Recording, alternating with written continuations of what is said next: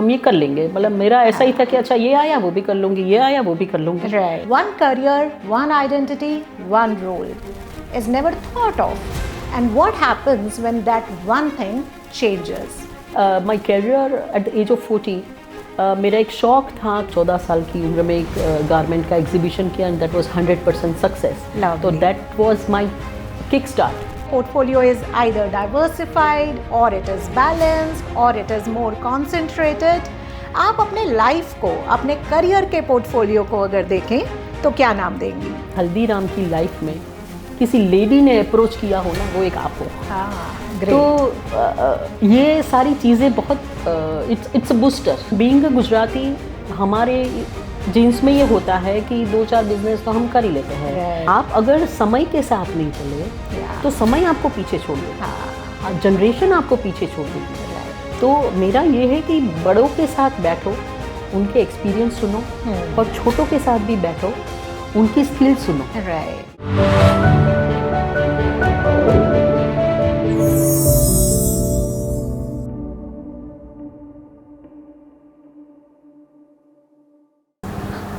Do not put all the eggs in one basket. Yes, we often hear that. Diversification in finance and investing helps us to reduce the risk. But why don't we talk about diversification in real life? Yes, diversification when we talk about one career, one identity, one role is never thought of. And what happens when that one thing changes? World is changing so fast. Should not we think about diversification in real life too? Diversification is not just a financial strategy, it's a real life strategy. And to explore that, today's episode of Life and Money will talk to our guest. We are honored to invite her. She is not just a professional, she is an entrepreneur, a speaker, a leader, and yes, into her diversified role, she has been able to achieve all the success in her life. Allow me to welcome Dr. Jagriti Mehta Sanghvi. Thank you so much for inviting me. It's an really honor for me to discuss about this subject. Thank you so much. Yeah. So Dr. Jagriti, I would love to understand from you. जब मैं लोगों की investing portfolios की बात करती हूँ, उनके portfolios में हम देखते हैं पोर्टफोलियो इज़ आइदर डाइवर्सिफाइड और इट इज़ बैलेंस्ड और इट इज़ मोर कॉन्सेंट्रेटेड। आप अपने लाइफ को, अपने करियर के पोर्टफोलियो को अगर देखें तो क्या नाम देंगी? It's a huge diversification in my life as a career, as an entrepreneur, as a speaker, as a leader. जो स्टेप्स मैंने अपनी लाइफ में लिए हैं, that it has started from when I was 14 years old. I born and brought up from Bhavnagar and settled down in Delhi past 33 years. So I have started my career at the age of 40. मेरा एक शौक था कि हम लोग उस वक्त परवीन बाबी और ज़ीनत अमान का टाइम था, और उस वक्त जो ड्रेस वो पहनती थी वो मुझे बड़ी अच्छी लगती थी। तो मैंने अपना पहला एग्जीबिशन 14 साल में उम्र में किया, वेकेशन का टाइम था, और वही परवीन बाबी के ड्रेस को डिज़ाइन करके मैंने अपनी दादी की एक साड़ी ली वाइट कलर की, उसको मैंने रिबन वगैरह से सजा दिया। और वो एक टाइम ऐसा था कि हमारे घर पे टेलर बैठता था 15 दिन 20 दिन ऐसे, तो मैंने उसको थोड़ा सा गाइड किया कि आप मुझे ये डिज़ाइन कर दो, and it's come out so well. तो मैंने वो 14 साल की उम्र में एक गारमेंट का एग्जीबिशन किया एंड दैट वाज 100% सक्सेस। तो that was my kick start. Great. उसके बाद 19 ईयर्स में ग्रेजुएट हो गई। फिर मैंने ट्रैवल एजेंसी जॉब ज्वाइन किया, दैट वाज इंडियन एयरलाइंस। वहाँ जो मुझे एक्सपोजर मिला, that was the turning point. कि बचपन से ही मुझे एक बिजनेस फैमिली से बिलोंग करती हूँ और बिजनेस वाज माय पैशन, तो मुझे ये बिज़नेस करना था और वहाँ से मुझे किक मिला, और मैंने 5 साल वहाँ पे ट्रैवल एजेंसी पे काम किया, इंडियन एयरलाइंस काउंटर को हैंडल किया। बहुत से ऐसे इंसिडेंट है, शायद ये टाइम अभी कम पड़ेगा बट बहुत से ऐसे इंसिडेंट है जो मुझे बहुत डीपली पता चला कि नीड क्या होती है। जब आप हॉस्पिटैलिटी इंडस्ट्रीज़ में आते हो तो लोगों की क्या नीड होती है, that I learn from there, you know. And another was then I got married, came to Delhi. उसके बाद 2 बच्चे मेरे, 5 साल मैंने ब्रेक लिया, मेरी बेटी 3 साल की थी, मेरा बेटा 9 महीने का था। उस वक्त मैंने ये विराज एंटरप्राइजेस गारमेंट का बिज़नेस चालू किया। वाह। बिकॉज ऑफ जॉब मैं कर नहीं सकती थी, क्योंकि उस वक्त मेरी प्रायोरिटी पेरेंटिंग की थी। जो एक माँ कर सकती है वो कोई नहीं कर सकता। राइट। और मैं बड़ी पजेसिव हूँ अपने बच्चों के लिए। तो हम चांदनी चौक में रहते थे, मेरे हस्बैंड, उनकी फैमिली जॉइंट फैमिली थी, पूरी हवेली थी वहाँ पे। तो दैट वाज द किनारी बाज़ार। तो मैंने अपनी कमज़ोरी को अपनी ताकत बना लिया। वाह। और मैंने वही जो मेरा पैशन था डिज़ाइनिंग का, वो मैंने यहाँ शुरू किया। क्योंकि एशिया की इतनी बड़ी मार्केट, किसी भी डिज़ाइनर को इस मार्केट में आना ही होता है। तो जब मेरे बच्चे 2 घंटे सो जाते थे, तब मैं अपना काम करती थी। टेलर्स वगैरह मैंने घर पे बिठाया था। Then I have started my business as a designer, as a garment entrepreneur. That is the Viraj Enterprises. That is my company which is running successfully as on today also. फिर हमें एक्सपोर्ट का order मिला Gulf countries में। That was the kaftans, और जो बहुत huge होते थे वहाँ के लोग जो पहनते, हिजाब, कफ्तान्स वगैरह। तो वो 2001, 2002, 2003 बहुत अच्छा काम चला। लेकिन 2003-04 में जब गल्फ़ वॉर हुआ, तो मेरा ऑर्डर भी रुक गया, मेरे पैसे भी रुक गए। Then we again we back to square 2004 में। तो उस टाइम भी ऐसा था कि अब क्या करें। और जो ब्रेकफास्ट का टाइम होता है तो हम डिस्कस सारा ब्रेकफास्ट टेबल पे करते हैं कि अब क्या करें। यू नो, तो उस वक्त हमने नाश्ता करते करते ही सोचा कि हम गुजराती है, बीइंग अ गुजराती, खाखरा, थेपला, ढोकला ये हमारे रोज़ की टेबल पे होता है। तो हमने वो खाखरे खा रहे थे, तो पता चला कि हमें ये दिल्ली में मिलना मुश्किल है, तो दैट मीन्स दूसरों को भी होगा। तो इसी से मैंने सोचा कि चलो फिर हल्दीराम पे ही ट्राई कर लेते हैं। तो then we approach to the Haldiram. Haldiram की लाइफ में किसी लेडी ने अप्रोच किया हो ना, वो एक आप हो। तो ये सारी चीज़ें बहुत इट्स अ बूस्टर, बहुत सपोर्ट करती है ऐसा कि हम काम कर रहे हैं वो सही चाह रहे हैं हम। तो फिर मैंने राजकोट में एक फैक्ट्री लगाई, गुजराती कारीगर सारे, बहुत ट्रैवलिंग रहता था मेरा अप डाउन। मेरे हस्बैंड ने बहुत सपोर्ट किया, बच्चे छोटे थे तो हम उस हिसाब से मैनेज कर लेते थे। तो वहाँ से सारा पूरा ट्रक भर के आता था गुड़गांव। तो ऐसे ऐसे टेक्सटाइल के साथ साथ मैंने ये फूड बिजनेस चालू किया, Shaktiraj foods. Business is my passion. मेरा it's a food for my soul, you know. मुझे ऐसा लगता है कि मैं ये भी कर लूँ, मैं वो भी कर लूँ।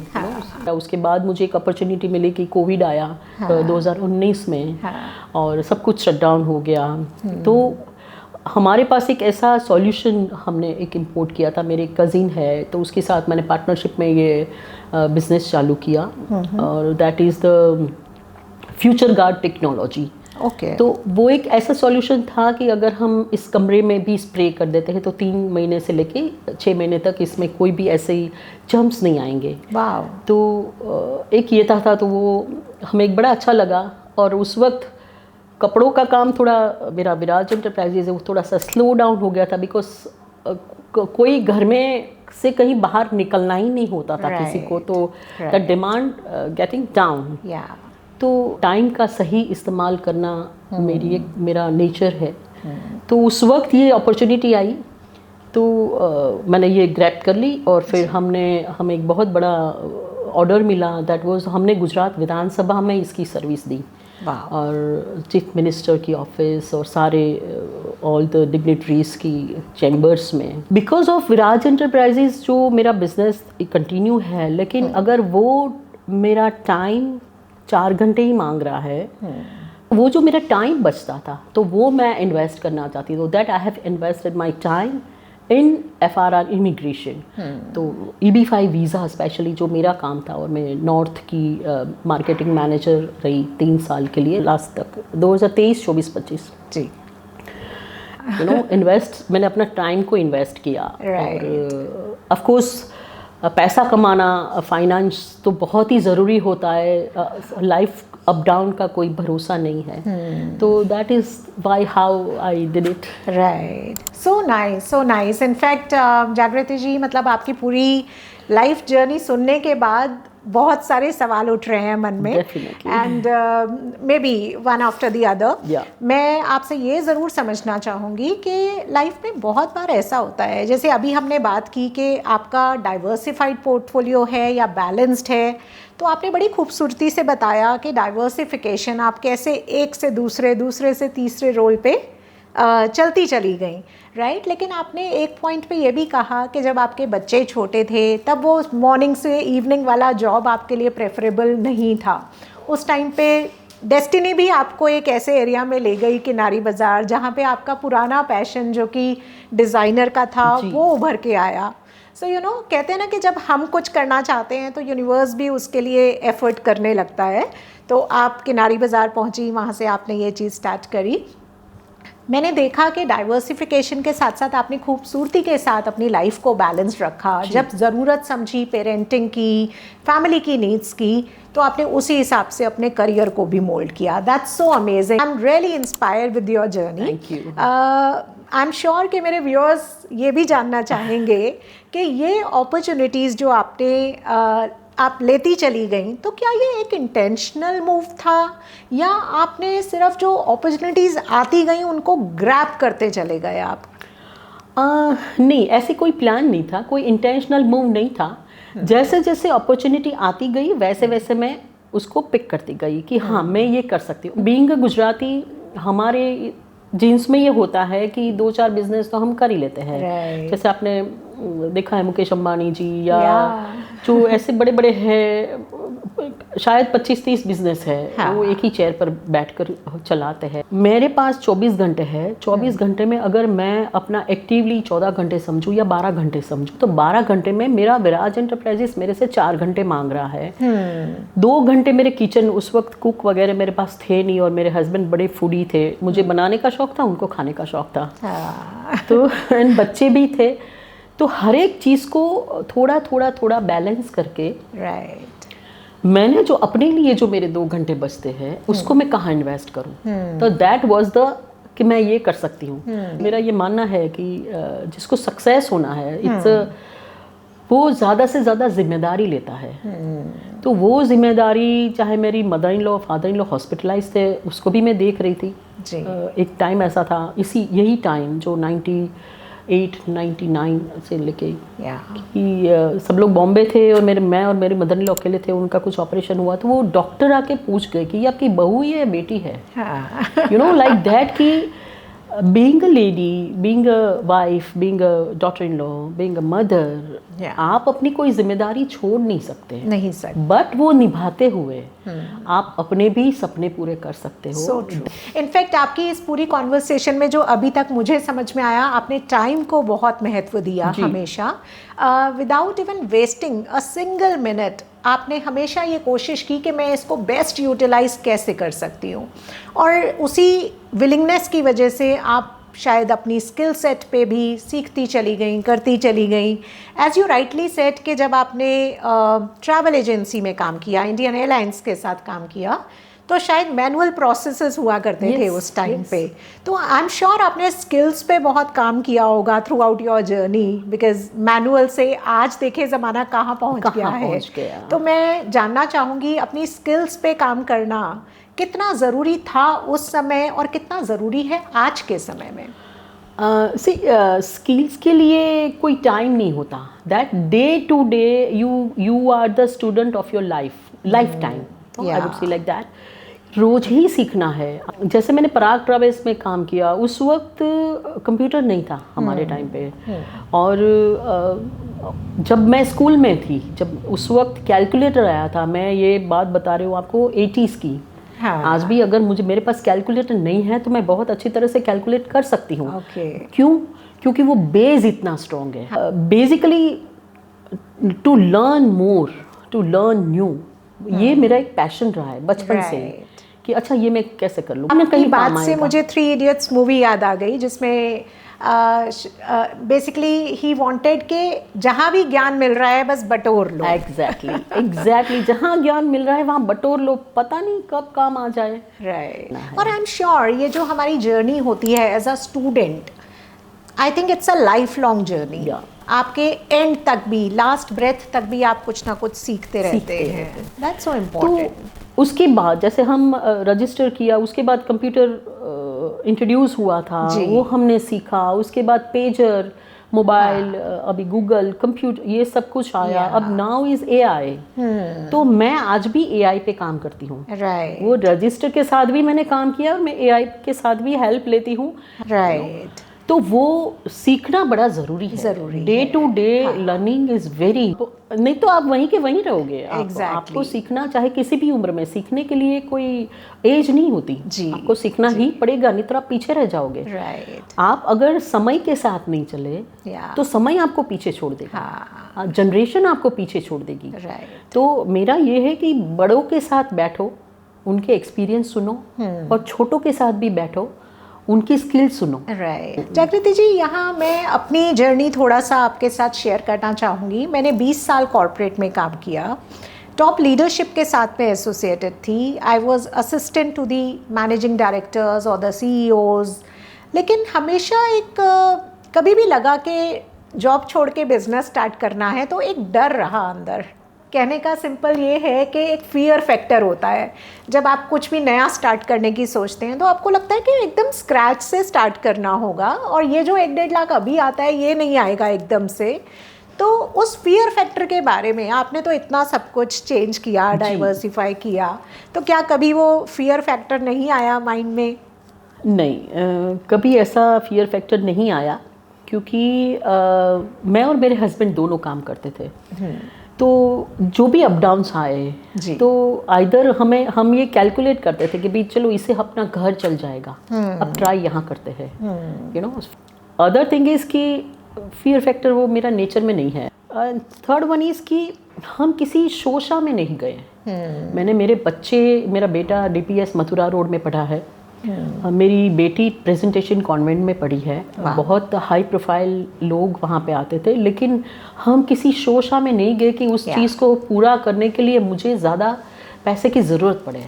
मेरे पास जो है दैट इज़ बेस्ट। किसी से मुझे कोई कंपैरिजन नहीं है। मैं, मेरे बच्चे और हम खुश हैं। राइट। लेकिन हाँ, उससे ये निकल के आता है कि आप अपनी इनर वॉइस को सुनते हैं। नहीं, आपकी पूरी बात सुनने के बाद मुझे डेफिनेटली ये ध्यान आ रहा है कि हम फियर को लिखते हैं FEAR, और अगर उसकी फुल फॉर्म में बताना चाहूँ तो that is face everything and rise. Absolutely. And you are the best example sitting in front of us. जो भी है ना वो पहले फेस करो हाँ, कि ये चीज़ क्या है, राइट, और आप इसको कैसे सॉल्व कर सकते हो। Right. एंड जो मेरी एक सोच रही है कि मैं हर एक चीज़ में से पॉजिटिव क्या है ना वो सबसे पहले निकालती हूँ। जी, कि ये फियर जो आया है, या ये सर्कमस्टेंसेस आए हैं, या ये तकलीफ आई है, उसमें से पॉजिटिव क्या है। मैं विराज एंटरप्राइजेज जो मैंने अपना चालू किया, तो जॉइंट फैमिली थी। मेरे हस्बैंड, हमारा जो ऑयल टैंकर ट्रांसपोर्ट वाला बिजनेस था वो बड़ा अच्छा चल रहा था, सब चला रहे थे, मेरे हस्बैंड ही चला रहे थे। बट जैसे होता है ना कि फैमिली में कुछ ना कुछ ऐसे चलता रहता है, तो मेरी मदर इन लॉ ने कुछ मना कर दिया कि हमारे पास, जब मैं मेरे बेटे को एक्सपेक्ट कर रही थी तो उन्होंने मना किया कि हम सोनोग्राफी के पैसे नहीं देंगे। And that was the kick to start my Viraj Enterprises, कि मैं इनके ऊपर डिपेंड नहीं होंगी। मैं अपना बिजनेस चालू करूंगी, बच्चों को देख कर चालू करूंगी। जहाँ पर मुझे भगवान ने रखा है, चांदनी चौक के नाई बाजार में, मैं वहीं से शुरू करूंगी। तो मैंने उसमें से भी पॉजिटिव लिया। राइट। अपना स्वभाव, अपने कर्म, वो अलग अलग बात है। हम किसी भी चीज़ के लिए नेगेटिव नहीं बोलते। मेरा कहने का मतलब ये है कि हर एक चीज़ में से आप पॉजिटिव कैसे पिक करते हो, which is very very important for your success. बिल्कुल। इनफैक्ट इससे मैं ज़रूर एक बात कहना चाहूँगी। हम कहते हैं कि भगवान जो करता है अच्छे के लिए करता है, राइट। तो शायद उनका ये कहना कि मेरे पास पैसे नहीं है, वो आपके लिए शायद उस टाइम थोड़ा सा हर्टिंग रहा होगा, बट उसी से आपको किक मिला। हाँ बिल्कुल। उनके पास पैसे नहीं थे ऐसा नहीं था। We were very well to do. मेरे हस्बैंड ही बिजनेस चलाते थे, पर उनका नेचर ऐसा था, हम ये कह सकते। हाँ, उन्होंने जो कहा उसे दुख ज़रूर हुआ, और मैंने इसे पॉजिटिव लिया। मुझे समझ आ गया कि मैं कहाँ पर हूँ, मुझे आगे क्या करना है। सो जागृति जी, जब हम कहते हैं आज सिंगल इनकम पे डिपेंड रहना बहुत ही रिस्कियर है, क्योंकि लाइफ इतनी रैपिडली चेंज हो रही है, सर्कमस्टांसेस बदल जाते हैं। सो क्या आपके लिए ये मल्टीपल सोर्स ऑफ इनकम, क्या इसने आपके लिए एक सेफ्टी नेट बना के रखा हमेशा? हाँ बिल्कुल, लाइफ की अनसर्टेनिटी तो हमेशा ही है, किसी के लिए भी है, चाहे पैसे वाले हो, मिडिल क्लास हो, या चाहे कैसे भी आएगी, मेडिकली आएगी, फैमिली में आएगी, बिजनेस में आएगी, यू नेवर नो कि क्या आएगा। You have to be prepared for everything. Right. मेरे पास ऐसा मेरी लाइफ में ऐसा रहा कि जो जो अपॉर्चुनिटी आती रही, मैं उसको ग्रैब करती रही। यही मेरे लिए पॉजिटिव हो गया बिकॉज ऑफ जब मेरा गल्फ वॉर हुआ वहाँ पे 2003-4 में, जब मेरे पैसे चले गए जी, उस वक्त अगेन हम सोच रहे थे कि अब हम क्या करें। तो मेरे हस्बैंड ने कहा कि ऐसा है, विराज एंटरप्राइजेस को तू संभाल, मैं जॉब कर लेता हूँ। तब उन्होंने जॉब चालू की शेयर मार्केट में। तो वो 2-3 साल स्मूथली गया। तब हमने दोबारा सारा सेटअप किया, दोबारा वो किया कि मार्केट की डिमांड क्या है। थोड़ा सा वो स्ट्रेटजी मैंने बदल दी कि पहले ऐसा था कि मैं स्टॉक बना के रखती थी, फिर उसको बेचने जाती थी। तो मैंने ग्रेजुअली ये सीखा कि पहले ये सोचो कि लोगों को क्या चाहिए वही बनाओ। तो मैंने पूरी सिस्टम को ही अलग कर दिया। जहाँ पे मेरा जो स्टॉक पड़ा रहता था, मेरा जो लॉस होता था, या मेरा जो वो होता था कि अब मैं इसे क्या करूँ, जो वो ख़त्म हो गया। अगर सामने वाला मेरे से 10,000 पीस मांग रहा है तो मैं बनाती थी 10,200, मेरे पास तो 200 ही रहे। तो मार्केट की डिमांड क्या है, वो market study is very very important कि लोग आपसे क्या मांगते हैं। सेकेंड थिंग इज़ कि दिल्ली है, दिल्ली का सीजन के वाइज काम होता है। 8 महीने कॉटन चलता है, 4 महीने बिल्कुल नहीं चलता। मेरा बेसिकली जो मेरा विराज एंटरप्राइजेज है, which is ethnic fabric, fashion fabric, block printing, screen printing, handloom, hand weaving, तो मैं उसी पे काम करती थी। और मुझे ये अच्छा लगता था कि हमने किसी जगह मशीन का यूज़ नहीं किया। Everything was handmade. उसकी एक अलग ही डिमांड और अलग ही पहचान होती है। ब्लॉक प्रिंट का आप देखो, कुर्ते वगैरह, बहुत सारे ऐसे ब्रांडेड स्टोर रूम है ऐसे। तो उसको लेके मार्केट स्टडी करना कि मार्केट में क्या चाहिए, वो सिस्टम मैंने थोड़ा सा अलग कर लिया।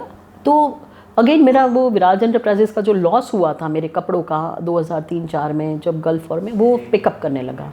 बेसिकली जो मेरा मेन मार्केट दिल्ली था, तो उसकी डिमांड 8 महीने होती थी और 4 महीने में फ्री होती थी। तो उस 4 महीने में उस विराज एंटरप्राइजेस की इनकम पे डिपेंड ना होके मैंने फूड बिजनेस किया, that is the Shaktiraj foods. Opportunity जो आई, that is future guard technology, जो डिसइंफेक्ट सॉल्यूशन वाला था। उसके बाद FRR इमिग्रेशन, तो वो हुआ। तो मार्केटिंग स्ट्रेटजी मैंने बदल के विराज एंटरप्राइजेस को चालू रखा कि कस्टमाइज़ किया, एज पर ऑर्डर किया, जहाँ मेरा कम से कम लॉस हो, स्टॉक ना मेरा पड़ा रहे, यू नो, जैसे चाहिए वैसे मैं बना दूंगी, बट मैं स्टॉक नहीं रखूँगी। तो उसके साथ जो भी आपका बिजनेस या जो भी बिजनेस के आइडिया या जो मार्केटिंग की डिमांड होती है, मार्केट की जो डिमांड होती है, वो बदलती रहती है टाइम के साथ। जैसे कोविड में सब कुछ बंद हो गया, सबके अपने भी ऐसा था कि शॉपिंग कम हो गई सबकी। तो इट इज़ लाइक दैट कि सिंगल इनकम पे डिपेंड ना होके, अगर आप में वो स्किल है, अगर आप ये कर सकते हो, तो आपको ये ज़रूर करना चाहिए। आई would say like that. Yes, in fact Covid से मुझे ध्यान आया कि ऐसा भी है कि ऑनलाइन बहुत चीज़ें स्टार्ट हो गई उस टाइम पे, B it your education, B it your shopping. आज हमें इतनी आदत हो गई है ऑनलाइन शॉपिंग की कि आज हमें कुछ भी लेना है, बी इट आटा, दाल, चावल, कपड़े, एनीथिंग, तो हमें एकदम से आता है किसी ऐप पे चले जाएं, देखें क्या अवेलेबल है। उससे आपके बिजनेस पे कुछ इम्पैक्ट आपको लगा? ज़रूर पड़ा। उससे मेरी ट्रैवलिंग कम हो गई, दैट वाज द नंबर 1। मैं ज़्यादा टाइम बच्चों को, घर को दे पा रही थी। ये बैलेंस करते हुए ऑनलाइन का जो एनवायरनमेंट आया, ऑनलाइन का जो सिस्टम आया, वो मुझे बड़ा अच्छा लगा कि उस वक्त 2 साल हम घर पे ही थे। मेरी बेटी ऑनलाइन उसकी CII confederation of Indian industries chamber of commerce में वो जॉब कर रही थी, उस वक्त अनमैरिड थी। तो वो घर पे बैठ के ही कर रही थी, मैं भी घर पे बैठ के ही कर रही थी।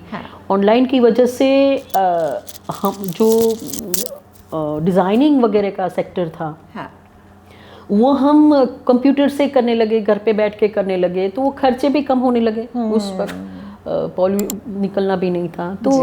एंड उसके बाद जब ऑनलाइन वाला जो था सिचुएशन, तो मेरे पास ये FRR इमिग्रेशन की एक अपॉर्चुनिटी आई जो ऑनलाइन थी कि मुझे हाफ डे ऑफिस जाना था और हाफ डे मुझे घर से जूम मीटिंग वगैरह करना था। तो वो अपॉर्चुनिटी भी मैंने ग्रैब कर ली कि चलो ये भी कर तो लेते बेसिकली हैं। आपने हर चीज में पॉजिटिव ढूंढ ही लिया। मैंने पॉजिटिव ढूंढ ही लिया कि चाहे रजिस्टर से लेके AI तक का जो सफ़र रहा है वो आपको उसके साथ चाहे अनचाहे भी चलना ही होगा। राइट। और जिस तरह से AI रिप्लेस कर रहा है बहुत सारी जॉब्स को, तो I think multiple skill set होना बहुत ज़रूरी है। बहुत ज़रूरी है। कम से कम ऐसा है ना, 500 करोड़ का कंपनी करो या 10,000 करोड़ की कंपनी करो, उसकी कोई लिमिट नहीं है। बट आप बैलेंस लाइफ कैसे करते हो, बच्चों के संस्कार कैसे देते हो, अपने घर को कैसे संभालते हो, अपने परिवार को कैसे संभालते हो, अपने बिजनेस को कैसे संभालते हो, तो मेरे ख्याल में तो ये सक्सेस है। सो जागृति जी, एक आखिरी सवाल।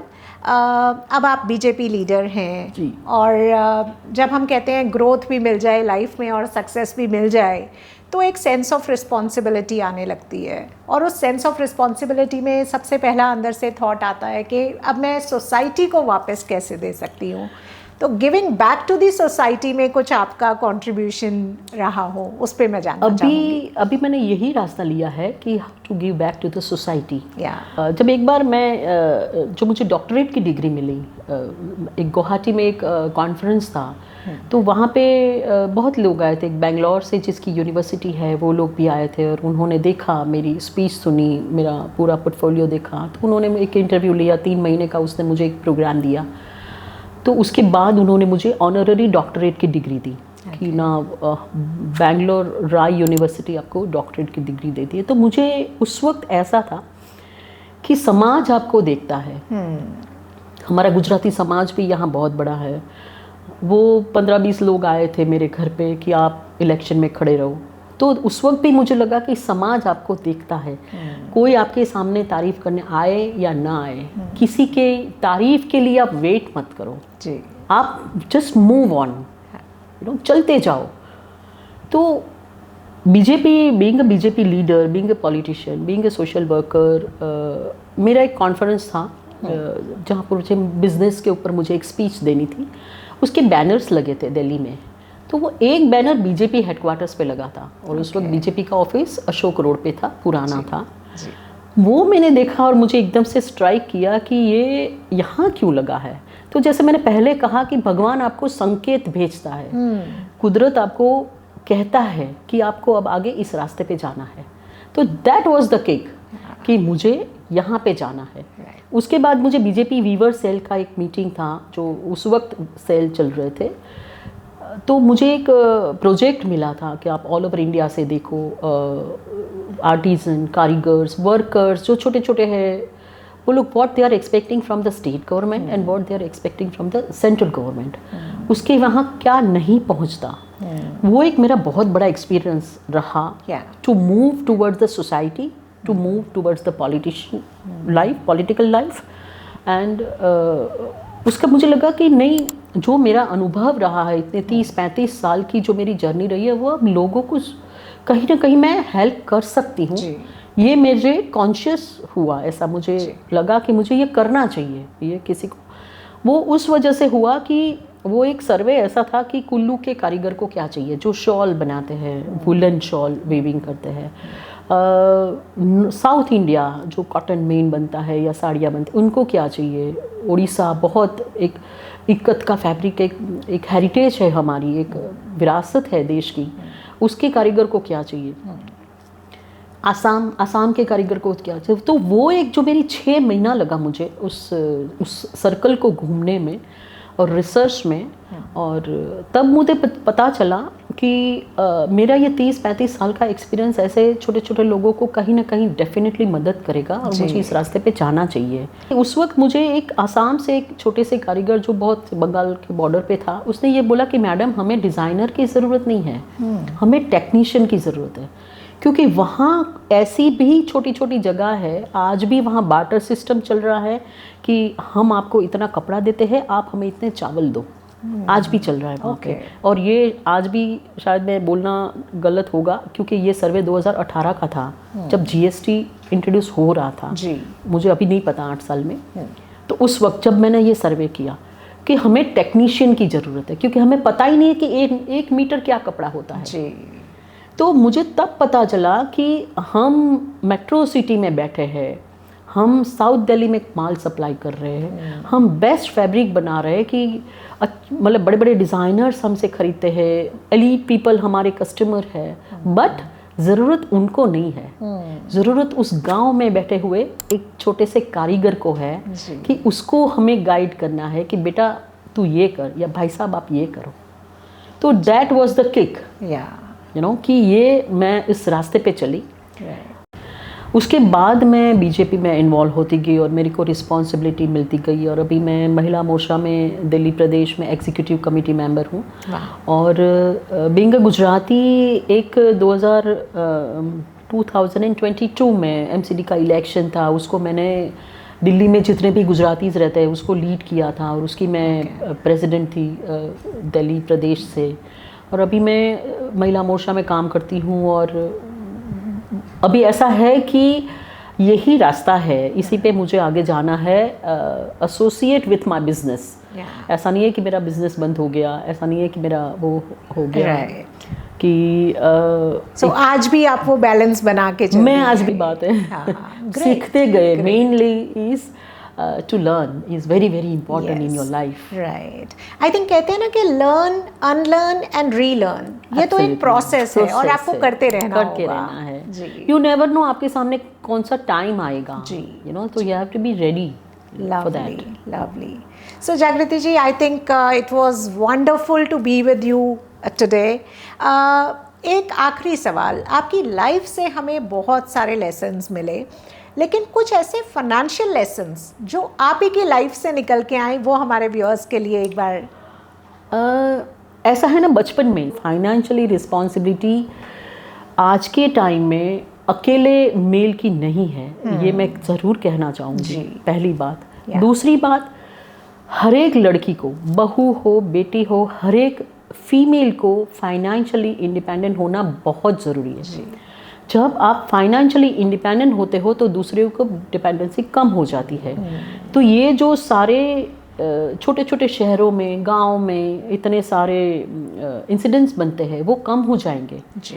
बिकॉज कहीं ना कहीं एक खेत में काम करती हुई औरत भी पैसा कमाती है, अपने बच्चों को शाम को खाना खिलाती है। तो हमारे देश की महिला इतनी सशक्त है, और उस महिला की सशक्तिकरण के ऊपर हमें नाज होना चाहिए, और हर एक महिला को, हर एक को फाइनेंशियली इंडिपेंडेंट होना चाहिए। अपने खर्चे और अपने बच्चों के खर्चे कम से कम निकाल लें। जितना पैसे को इन्वेस्ट करना ज़रूरी है, उतना ही आपके समय को इन्वेस्ट करना ज़रूरी है। क्योंकि पैसे के अप डाउन चलते रहते हैं, लेकिन समय का अप डाउन नहीं होता, वो तो गया तो गया। इसीलिए आज आपके पास 2 घंटे है, तो आज आप ऐसे समय को इन्वेस्ट करो कि ये इन्वेस्ट किया हुआ समय आपको आने वाली ज़िंदगी में कहीं ना कहीं काम आए। तो ये एक ऐसा समय का इन्वेस्टमेंट, समय भगवान है, भगवान से कम नहीं है। समय का इन्वेस्ट करना बहुत ज़रूरी है, समय का सदुपयोग करना बहुत ज़रूरी है। आजकल यंगस्टर सारे रील्स वगैरह में टाइम निकाल देते हैं, ये बहुत दुख की बात है। प्राइमरीली जो क्विक मनी लोग बनाना चाहते हैं, वहाँ भी उन्हें समझना ज़रूरी है कि time plays an important role. हाँ बिल्कुल, अगर आप शेयर मार्केट ले लो या म्यूचुअल फंड ले लो, तो उसमें अगर आपने पैसा इन्वेस्ट किया है तो आप उसको समय दो। जैसे ये एक पौधा है, आपने उस पौधे को रोपा, ठीक है, उसके बाद आप सीधे ही पत्ते निकालने लगोगे तो वो फिर फ्लरिश होगा ही नहीं, उसको समय दो जी। Same stock market, mutual fund, finance, जो भी आपके जो सारे फील्ड है, उसको समय देना बहुत ज़रूरी है। किसी भी चीज़ के साथ है ना खेलना नहीं चाहिए, मेरा कहने का मतलब इस जी। इन्वेस्ट, स्पेशली जब हम इन्वेस्टिंग की बात करते हैं और आपकी लाइफ जर्नी की बात करते हैं, तो हमने देखा डाइवर्सिफिकेशन दोनों जगह बहुत इम्पोर्टेंट है। डाइवर्सिफिकेशन आपकी लाइफ में आते हुए रिस्क को कम करती है। हमने इन्वेस्टिंग में देखा, जब आप प्रॉपर डाइवर्सिफाई करते हैं, डिफरेंट इंस्ट्रूमेंट्स में इन्वेस्ट करते हैं, तो कहीं ना कहीं आप अपने रिस्क को कम करते हैं। बिल्कुल। सिमिलरली लाइफ में जब आप अपने आप में इन्वेस्ट करते हैं, लर्निंग में इन्वेस्ट करते हैं, अपने स्किल्स को बढ़ाने में इन्वेस्ट करते हैं, तो आप अपने चांसेस ऑफ के नो इनकम वाला फेस को बिल्कुल रिड्यूस करते चले जाते हैं। बिकॉज एक फील्ड नहीं तो दूसरा फील्ड आपको मल्टीटास्किंग होना बहुत ज़रूरी है। ये फाइनेंस में हो या फिर ये रियल लाइफ में हो। राइट। आपकी हेल्थ का ध्यान रखो। जो मुझे बात करते करते क्लिक हो रहा है कि हम कहते हैं कि जब बिजनेस में अप्स एंड डाउन्स आए, आपने पैनिक नहीं किया। सिमिलरली हम लोगों को कहते हैं जब आप इन्वेस्ट कर रहे हैं, right, so during investments markets are volatile, ये हम सभी अच्छे से जानते हैं। हमें ये भी पता है आज हम जब मार्केट में एंटर कर रहे हैं तो हमारा एक फाइनेंशियल गोल है, हमें उस गोल को कितने समय में पूरे करना है वो हमें पता है। तो जब वो गोल 10 साल दूर है और अभी आपको मार्केट में आए सिर्फ 1 ही साल हुआ है, तो आप पैनिक क्यों कर रहे हैं, right? So markets are volatile, you have to stay calm, you have to stay patient, stay invested, तभी आप रिटर्न्स भी बना पाते हैं, राइट? आपके बिजनेस में भी अप्स एंड डाउन्स आए लेकिन आपने पैनिक नहीं किया, and that was the strength. नहीं, पैनिक करने का मतलब ही नहीं है, उसमें आप अपने आप को परेशान करोगे। एग्जैक्टली। आप you just quietly sit down. हाँ, थोड़ा टाइम लगता है being a human being, right. आपको दुख भी होता है, आपको टेंशन भी होती है, आपको घबरा भी जाते हो कई बार कि अरे ये क्या हो गया। But on the other hand आप शांति से बैठो, जो सिचुएशन है उसको स्टडी करो कि ये हो चुका है और आगे आप इसमें से बेस्ट क्या कर सकते हो, कौन सी सिचुएशन ला सकते हो। कहीं ना कहीं हर एक चीज़ को ध्यान से देखना, स्टडी करना बिजनेस में, फाइनेंस में, टाइम के साथ वो बड़ा ज़रूरी है। So now it's time to conclude on this episode. Yes, we understood diversification is really important, not just in finance, but in real life too. And Jagriti ji was real life example with us. Yes, single income is risky, but single identity is even more riskier. So we need to understand that with changing time, with changing industries, everything changes. But the real question lies that are we changing with them? You need to think about it. So with that, I would love to say thank you, Jagriti ji. It was wonderful to have you with us. Thank you so much. Thank you for giving me this such a good opportunity to speak about myself. कि अच्छा चलो मैंने भी थोड़ा सा कुछ किया है. Lovely. Thank you so much. Thank you. Thank you.